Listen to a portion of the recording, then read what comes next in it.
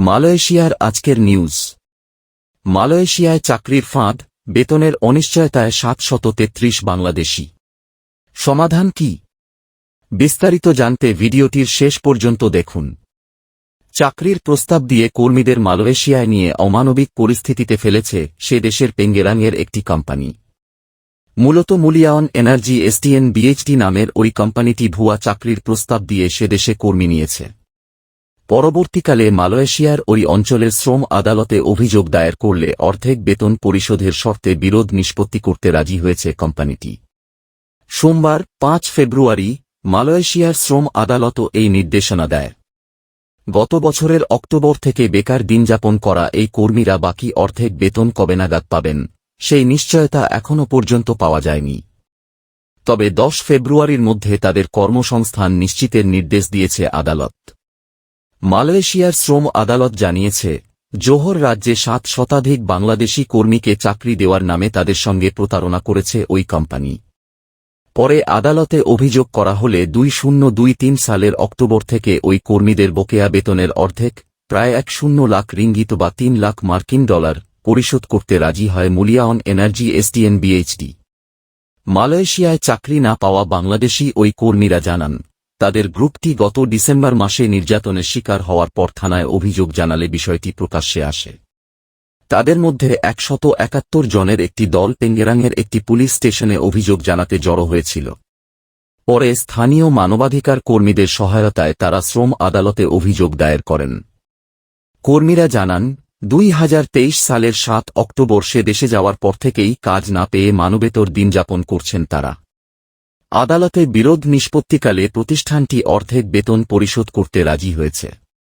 তবে বাকি বেতনের বিষয়ে ধোঁয়াশায় আছেন কর্মীরা। জোহর বাহরু শ্রম আদালত সোমবার 5 ফেব্রুয়ারি এক বিবৃতিতে বলেছে, 733 জন অভিযোগকারীকে মোট 1.35 মিলিয়ন রিঙ্গিত বেতন দাবির 50% পরিশোধের মাধ্যমে বিরোধ নিষ্পত্তি করতে রাজি হয়েছে উভয় পক্ষ, নিয়োগকর্তা এবং কর্মচারী। বকেয়া বেতন পরিশোধের পাশাপাশি আগামী 10 ফেব্রুয়ারির মধ্যে সব ভুক্তভোগীর কর্মসংস্থান নিশ্চিত করতে প্রতিশ্রুতিবদ্ধ বলে আদালতকে জানিয়েছে প্রতিষ্ঠানটি। এছাড়া এসব কর্মী যে গুরুতর আবাসন সমস্যার মুখোমুখি হয়েছেন, তা কাটিয়ে উঠতে তাদের একটি নতুন হোস্টেলে স্থানান্তর করার নির্দেশও দেওয়া হয়েছে। ভুক্তভোগী কর্মীদের একজন মিজান বাংলা ট্রিবিউনকে বলেন, গত অক্টোবরে আমরা মালয়েশিয়ায় আসি। কোম্পানির লোক আমাদের পাসপোর্ট নিয়ে যায়। তারপর থেকে আমাদের কোনো কাজ নেই। না খেয়েছিলাম বেশ কয়েকদিন। দেশ থেকে টাকা এনে কোনোমতে চলছিলাম। কাগজপত্র না থাকায় নভেম্বরের মাঝামাঝি আমাদের একজনকে আটক করে পুলিশ। তারা নিয়োগকর্তার বিরুদ্ধে অভিযোগ জানাতে থানায় যাচ্ছিলেন। পথে পুলিশ তাদের কাগজপত্র না পেয়ে আটক করে নিয়ে যায়। 14 দিন তারা জেলে ছিলেন। আমরা এসব বিষয়ে হাইকমিশনকে জানাতে পারিনি, কারণ আমাদের হুমকি দেওয়া হয়েছিল দেশে ফেরত পাঠিয়ে দেবে। আমরা না পেরে শ্রম আদালতে অভিযোগ দায়ের করি।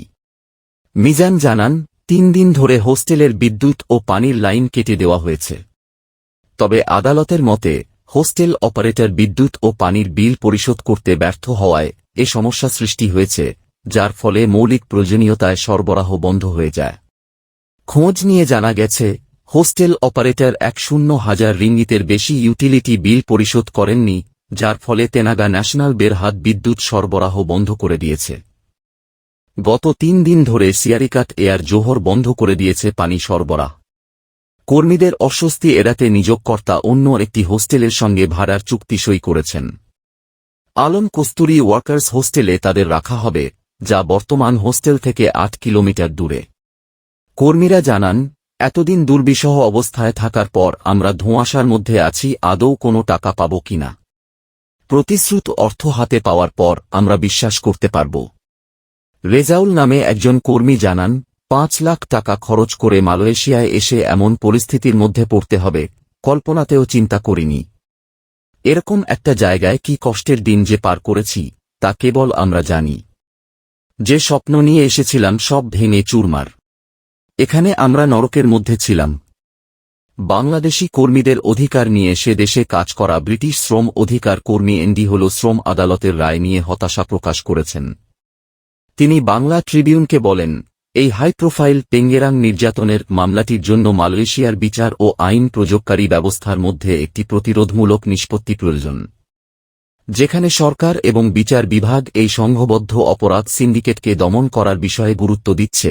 সেখানে মূলত আধুনিক দাসত্ব বা জোরপূর্বক শ্রমের মতো পরিস্থিতিতে মালয়েশিয়ায় বাংলাদেশিদের পাচার করা হয়েছে।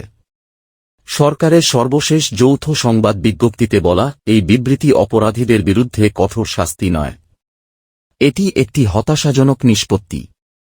এর আগে গত ৬ জানুয়ারি মালয়েশিয়ার স্বরাষ্ট্র ও মানব সম্পদ মন্ত্রণালয় এক যৌথ বিবৃতিতে জানায়, তাদের মন্ত্রণালয় তেঙ্গেরাংয়ের মামলাটিকে গুরুত্ব সহকারে দেখেছে এবং বিদেশি শ্রমিক শোষণের সঙ্গে জড়িত কোনো পক্ষের সঙ্গে আপোস করবে না। মানব পাচারের বিরুদ্ধে বেশ কিছু আইনে নিয়োগকর্তাদের বিরুদ্ধে ব্যবস্থা নিতে হবে বলে তারা একমত পোষণ করেন। এছাড়া বিদেশি কর্মী নিয়োগের নতুন আবেদন থেকে নিয়োগকর্তাদের কালো তালিকাভুক্ত করা হবে। তাদের অবশিষ্ট অভিবাসী কর্মী কোটা এবং অনুমোদনের চিঠি বাতিল করা হবে। বিদেশি কর্মীদের বিদ্যমান ওয়ার্ক পারমিট নবায়নে তাদের নিয়োগকর্তা বাধা দেওয়া হবে।